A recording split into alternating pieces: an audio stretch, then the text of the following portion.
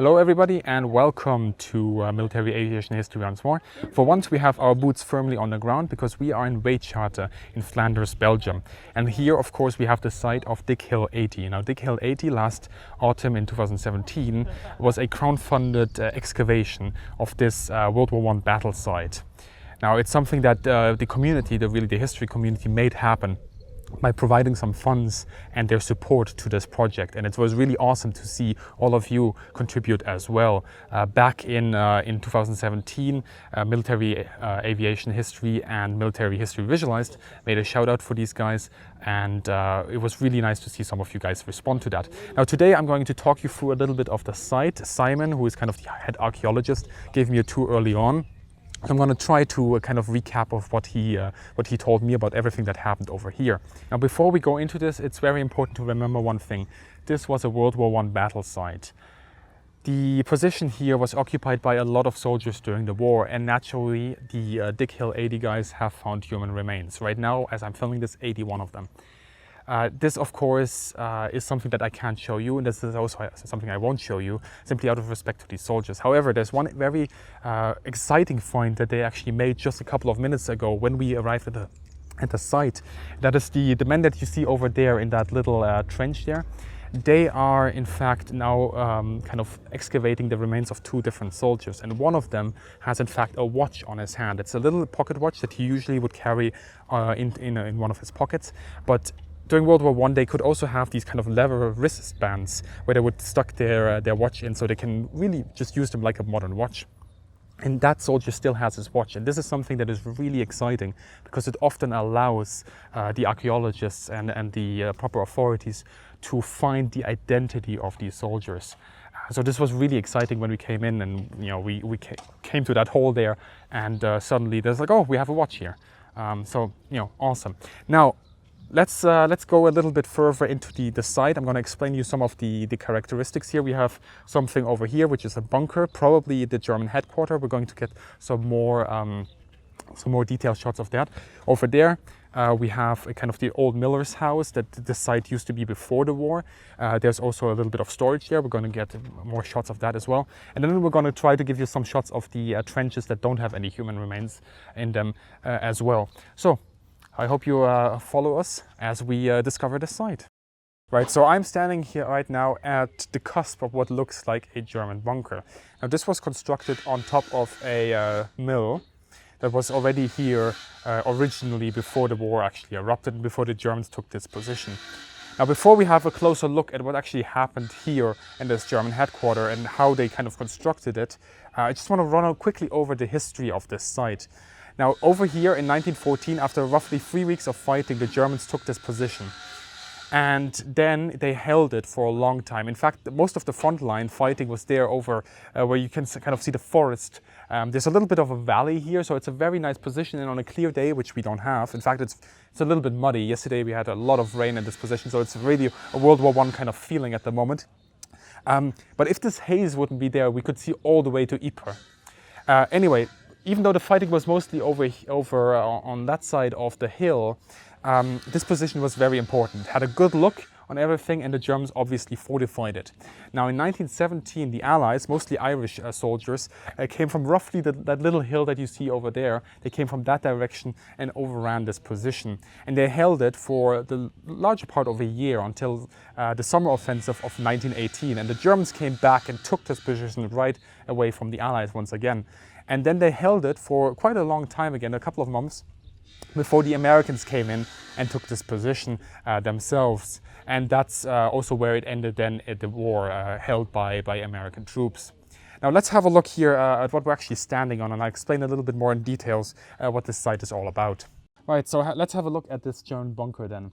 Now what I'm standing on is most likely the top of the German bunker. It is, in fact, this is what Simon, the head archaeologist, said, probably too thick to be kind of the bottom layer of a bunker. And you can see, obviously, it's about this thick, if it doesn't go even further than this. But what it's resting on really is kind of the fundament or the base layer of the old mill that was in this area. And the Germans kind of incorporated the local architecture, which was obviously reduced to rubble by this point in time, but the fundamentals were still there. and they kind of built their bunker inside of it. Now, it's obviously possible that this is in fact the base plate for the bunker itself and that we are now standing where the German soldiers would be standing. But if you think about it a little bit, you have a clear view over across this hill, and if you're an Allied soldier somewhere over there, you could immediately identify this bunker if it was standing any higher than I am right now. So this is obviously something that the Germans had to consider, and this is why most likely below us there is still an empty space and the bunker itself. What they have been trying to do until now is trying to find a way into this bunker, and it's been quite difficult. They've kind of looked around trying to judge where the entrance is. They've consulted their old maps and they're not quite sure where it is. It's quite possible that the entrance might in fact just be right below me, a little bit to the side. We can have a better look of that in a second as well with the camera. There's kind of a hole there, and it looks like there might be an entrance. They've checked, they didn't really find anything, so it might also be to my right, we don't know. They're still trying to find the location of that entrance, and it's probably something that we'll hear about in the coming weeks.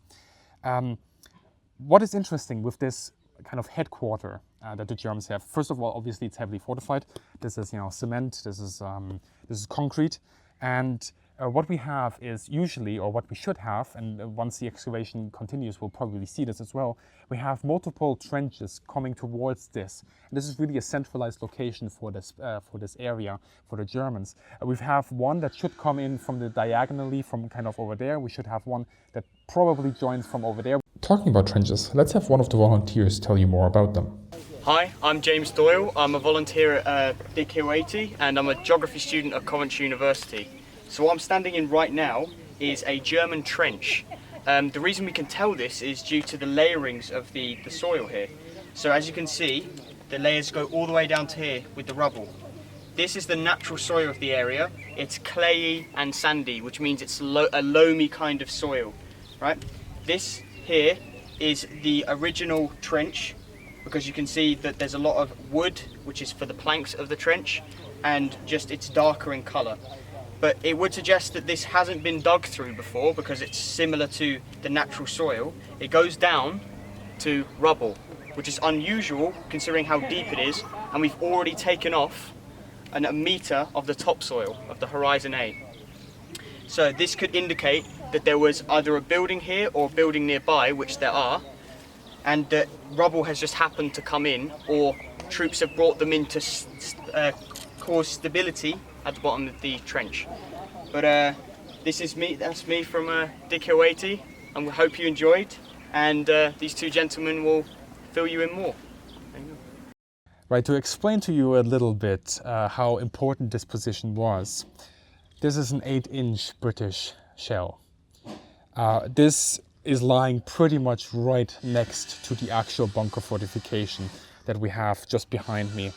And this gives you an idea that, first of all, that the Brits know about this kind of headquarter position that the Germans had here. Second, that it was still in range of their artillery for quite some time. 3, that they were hitting it with quite a lot of poundage. And D, not every shell exploded, obviously, so we have some proof of that. As you can see, it's been cordoned off a little bit. The shell, as far as I know, still has to undergo a safety process, to make it 100% safe to move. However, as we're standing right here without actually interfering with this shell, everything is totally fine. Now it's been given a little bit of a chapeau, a little hat there, to make sure, and it's been weighed down to make sure that nothing really bangs on the shell from the top, which obviously makes sense because while we do want to excavate this area, or while the DigHill 80 people want to excavate this area, having a big bomb go off is an excavation that goes a little bit too fast. So it's a little bit protected, but perfectly fine, and it's really just such an awesome, an exciting proof here. Of course, we're talking about a shell that could potentially kill people, but having this here right here, it really underlines how important it was to make this excavation and to really come, dig through the earth and reveal what's been underneath. And we'll have a better shot of this as well to give you kind of details of what we're dealing with here. And then we're going to go on into the storage area. Right, before we actually go to the storage area, we've just noticed that they're opening up a new trench behind us right there. This is completely fresh. This wasn't there this morning, and when we started filming, this wasn't there either. So it gives you kind of an idea of how quickly things are developing here on this site. And it would be worth mentioning actually at this point in time that if you've missed your opportunity to kind of contribute to DigHill 80 back in autumn, and you're looking at a way to get involved, check out the description below, because they're still taking donations, they're still taking support, and it helps them to keep this kind of project running, and also give them support when they have certain expenditures that pop up from time to time here and there. So definitely check that out. As you can see, they're constantly working, they're constantly discovering new things, and it's really a project that deserves to be supported all the way. Okay, so we just saw the German bunker, the headquarters that is built on top of the old mill. Right here is in fact where the miller had his house. And again, the armies that occupied this area kind of integrated the structure into their defensive works. Now, right over there where you can kind of see the little garden starting, and that little base plate there, that used to be his entrance of the miller's house. And right here we probably have kind of his living space area. Perhaps some part of this was also a kitchen, but this is really kind of the central building part of his house. Right there we already have a road. In fact, this used to be the road that goes all the way to the mill, and you used to connect this kind of part of the town with the town itself. Now the Germans, and of course everybody else who came here, integrated this structure, this pre-made structure, into their own defensive works, because it really gives them immediately something on the edge of Weitschate, the town where we are at the moment, that looks upon, well, the battlefield, that little valley here, and it really is the perfect area to make a fortification, to make a stronghold. So what we're going to do right now, we're going to kind of walk around in a semicircle here, and I'm going to take you through all the storage area that the Germans used and also fortified themselves. Right, so we're leaving the miller's house behind right here. You can kind of see the edge of it still in the camera shot. And we're going now to the storage area. Obviously, a lot of it is underground. It's perfect for the soldiers that come in here and occupy the position. Right there, which you kind of see the whitewashed storage area, that used to be the miller's cellar. And in fact, in that cellar, if I remember correctly, they also found a couple of artifacts from the war, old equipment and so forth. And interesting, in fact, what we have here is because DigHill 80, or in fact the area that we're standing on, changed hands so many times. We have artifacts from all the different armies. So there's a little bit of French stuff apparently found here and there. There's a lot of German stuff, of course. There's a little bit of British equipment. And so far, apparently, they haven't found anything for the Americans. But, the hope is there that the Americans also have something that they left behind here. The important thing, however, is that we don't always know exactly when these things were placed here. For example, they have found a couple of Mills grenades, which is obviously the kind of the standard grenade that the Brits used, I believe, in 1917-ish. Obviously, it kind of points to the possibility that when the Brits and the Irish came in, they left these grenades here, but it's also possible that the Germans, in fact, kind of stole them or kind of captured those grenades and stored them themselves and used them themselves. So it's never really sure who is doing what in this area. But still, you find a lot of artifacts. It's great.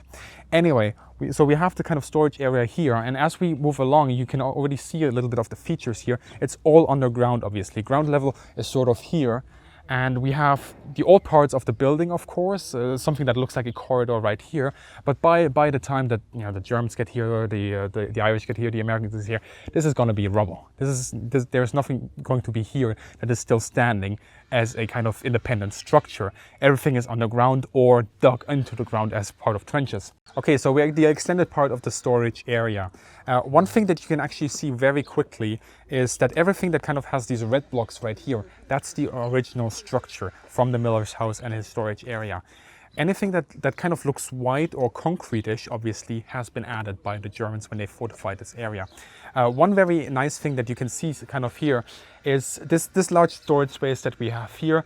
All kinds of stuff were found in this area. A couple of It's possible, in fact, that this incorporated a mortar emplacement, since they were empty cases and also still, well, not really active, but degraded and obviously now made safe Minenwerfergeschosse, like shells from the Minenwerfer, the mortars that Germans used, were also found here. But one of the things you see is you obviously have these archways right here, original structure. But then, when we look over here, we have another archway that would connect the structure sort of in this direction here.